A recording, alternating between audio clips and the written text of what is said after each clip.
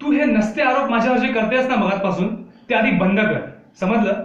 अगं, एका टॅक्सीमध्ये आम्ही दोघं एकत्र आलो ह्याचा अर्थ असा नाही होत की आमच्या दोघांचं काहीतरी लफडं आहे. अरे माझी कलिग आहे, ऑफिसमध्ये आम्ही एकत्र काम करतो आणि नाही पडत माझा मेल कलिग सोबत, त्याला मी काय करू सांग? 2 वर्षात 3 वेळा प्रमोशन, कोणाला सहन होणार आहे सांग मला? तू तरी मी तोंड भरून कौतुक केलंस कधी माझं? नुसते कोरडे थँक्स. 3 वेळेला आपण सोबत डिनर घेतलं आणि तेही न चुकता भांडण.